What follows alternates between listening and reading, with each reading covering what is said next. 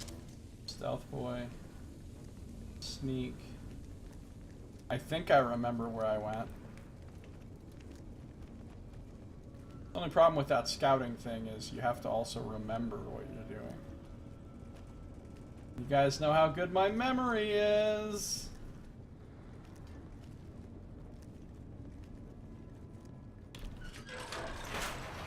Alright, we're looking for a desk now, apparently. Check these doors real quick first. Oh wait, this is the door that leads down. Here's a desk. Obviously not the desk.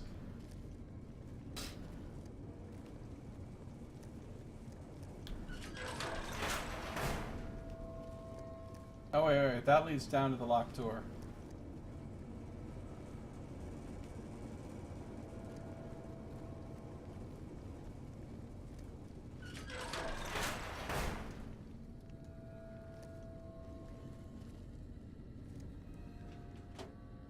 Jail key, got it.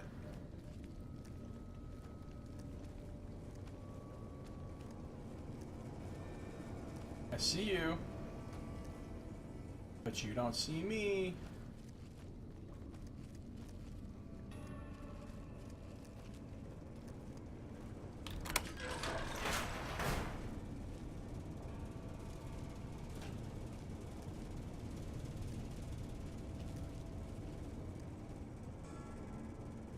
Where are you at, Julia Gulia?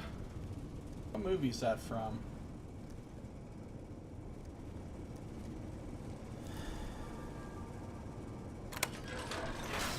I'm feeling safe now. Oh, that was an ironic statement.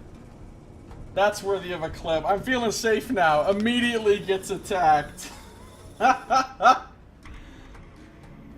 Alright.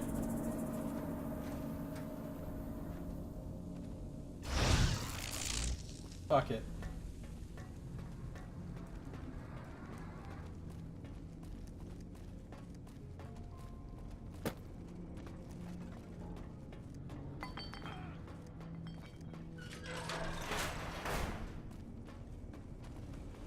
Yeah, I know you can hear me, but she can't find me. You ain't gonna find me because I'm hidden. So you can pretty much hear these nuts. Nope.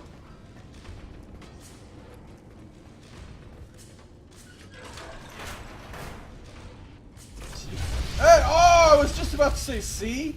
He can't see me. He can't hit me. Still looking. You really need to name those clips something else. Every clip should have a different name, damn it.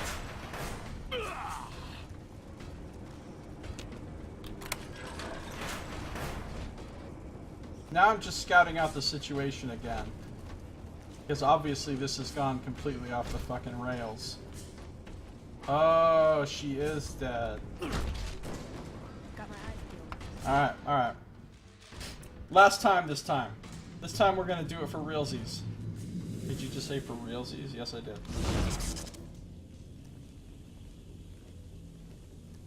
Can't wait to run some D&D. 4th edition, love it. Love the shit out of it. Love it so much.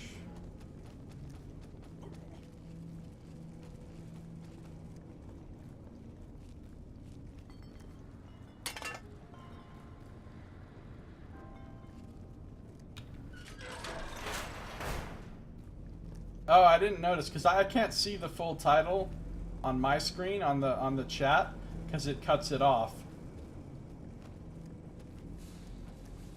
Feeling pretty safe now, I said. Okay, could you get out of the way?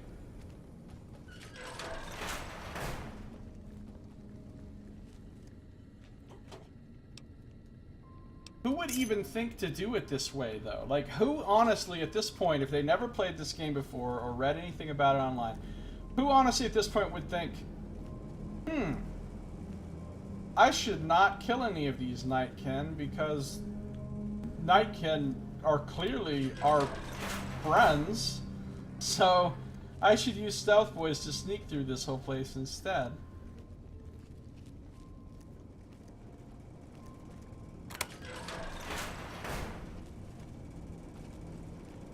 But why? Why did you? I feel like it's such a strange thing to do.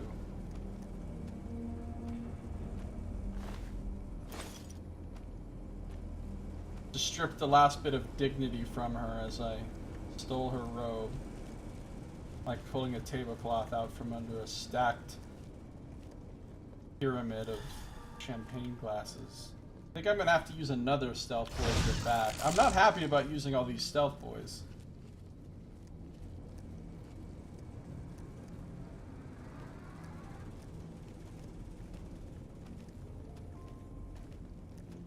I guess you're right, Saito. I mean, because normally what happens is I just collect a million stealth boys and hardly ever end up using them, because I'm always waiting for that one situation where I really need the stealth boys. And a lot of times I never encounter that. Oh, shit. I never encounter that one situation. I guess this is that one situation, so it does make sense to use them here.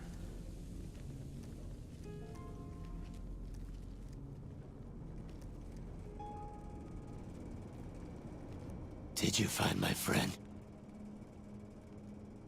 Yes, unfortunately, I have some bad news, Harlan. I see. Well, spare me the details. Damn it. I'm gonna miss that crooked yellow smile. Alright.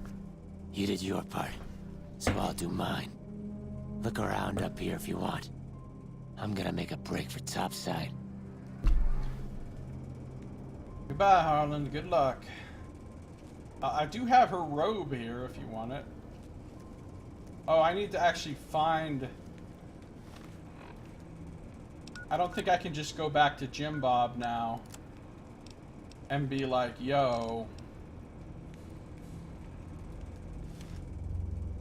I cleared him out. I gotta actually find the... Oh, I see that trap.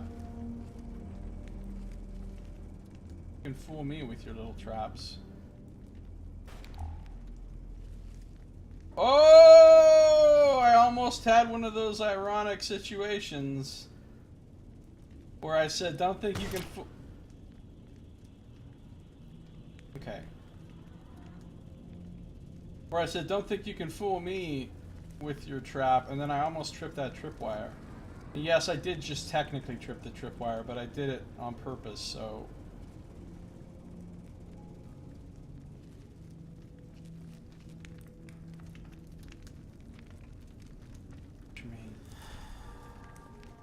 Oh yeah, I'm gonna spend all kinds of days looting this place. Wait, there's more? In here?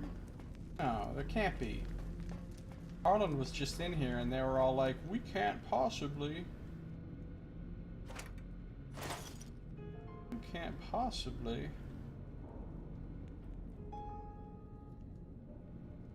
I don't know why I keep seeing a little thing for Nightkin under my... Can't possibly. What the hell is happening? What was that? Please tell me I quick saved after I did. Oh, no. I've made a mistake, folks. Hold on. Are there some auto saves at some point?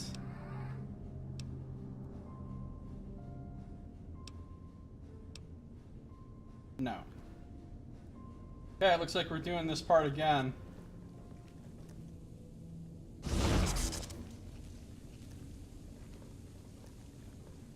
Those mounds are mines? I didn't even see any mounds. I just jumped down and... I felt safe, I guess. I'm learning quickly that you should never feel safe. You are never safe!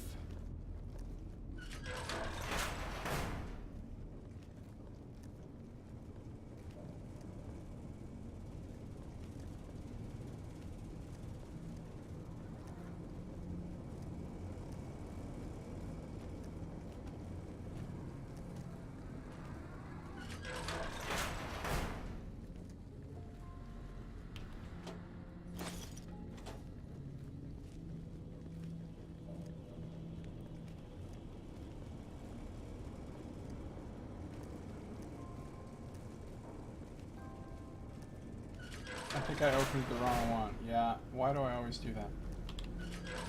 Quite blatant as you're dealing with stealth boy users. Wait an hour, otherwise you can end up fighting mutants on the way out. Why do I care if he's fighting mutants?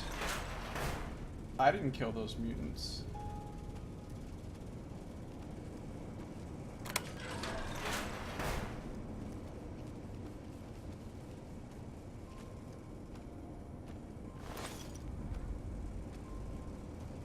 I thought maybe Harlan might want the robe, you know what I'm saying? Like, that's why I took the robe. I felt safe once, then I opened that fucking vault in Waterdeep. Oh my god, Sato, you have no idea how many intellect devourers are going to be involved when you guys start that campaign back up again. I'm not even joking right now either. I am not fucking with you. Not just intellect devourers, but like multiple kinds of intellect devourers. Giant intellect devourers.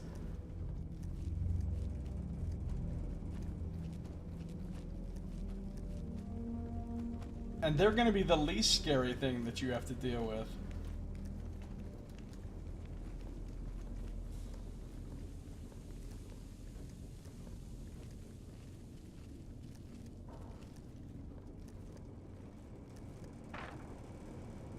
Did you find my friend?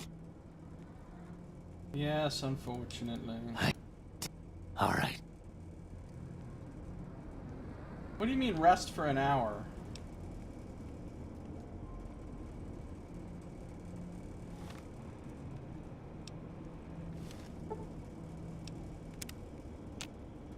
Oh, that just makes him despawn instead of... That just makes him despawn instead of actually running out there, is what you're saying. Okay, now, other than traps, I feel safe in this room.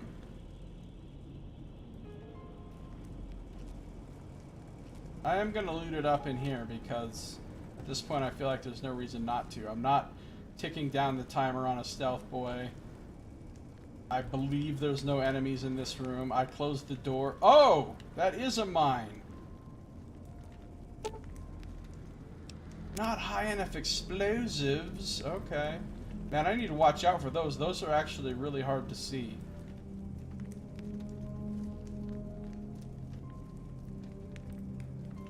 And the devourers were not as scary prior to 5e. They weren't quite as overpowered for their challenge level, but yeah, they're still pretty scary.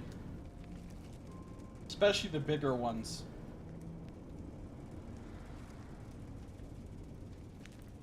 Alright, I get it now. Mounds. Almond Joy has nuts. Mounds don't. Sometimes you feel like a nut. How do I disarm a tripwire? Oh. Like that. Oh, I almost stepped on that. A lot of mounds.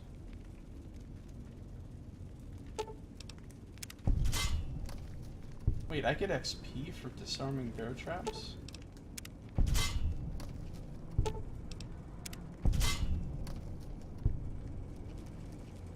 Almond Joy's got nuts.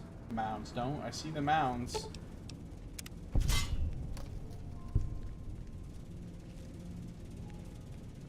This guy definitely would have fucked some Nightkin up. Can I get that?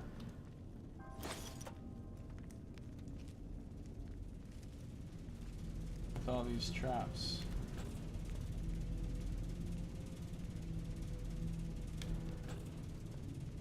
No! I almost jumped down right on that.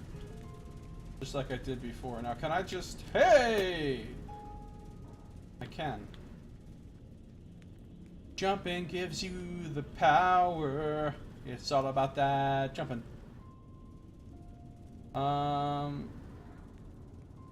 Mind flares. Squid face get... Hey, Splode! How you doing? Yeah. Yeah, Splode, those are mind flares. They're one of the most iconic and feared monster types in D&D throughout its history. And mind flayers are, or intellect devourers are like basically like their pets. That was a little bit too much of a jump.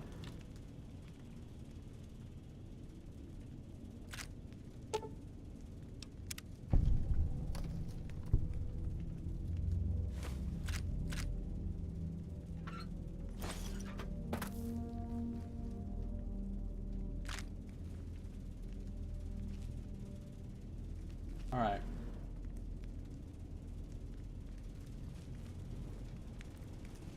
How do I get to the stairs again?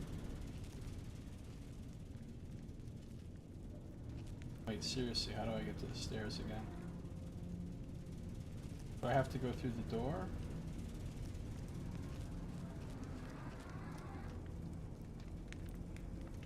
Guess I have to go through the door.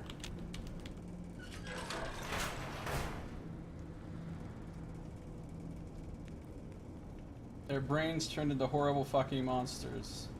How did the guy raid his fridge half asleep in the middle of the night with all those traps? That's a great question, Anonymous. I don't actually see a fridge though, so that might be part of the answer. Oh, I see. This is where he was chilling and eating. Rad roach. Those are lovely creatures, aren't they? I will say, everything else in this game looks like shit. But they did a nice job with the details on the creatures. Like when you walk up and look at them up close, they look good.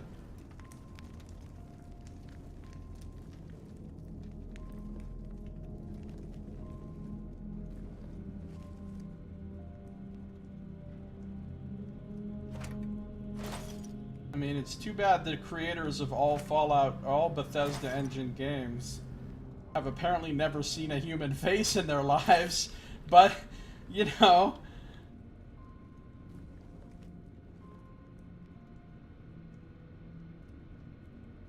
Terminal. I don't even know how to pronounce that monster. I know which monster it is, exactly, right? You know, it's the one with all the legs that looks spider-like. I don't know how to pronounce it, though. Are there actual Illithid Rangers with Brain Eater? That's a great idea, Anonymous. Custodial Terminal. Shared access. RE shipment mistake? RepCon Interoffice Correspondence number... Oh shit, I've gone way over on time. I need to end this episode. We'll read this in the next one. If you're watching this stream, don't go anywhere because I'm not done playing. You're watching on YouTube, that's going to do it for this episode. So thank you for watching. This has been Josiah Plays Fallout New Vegas.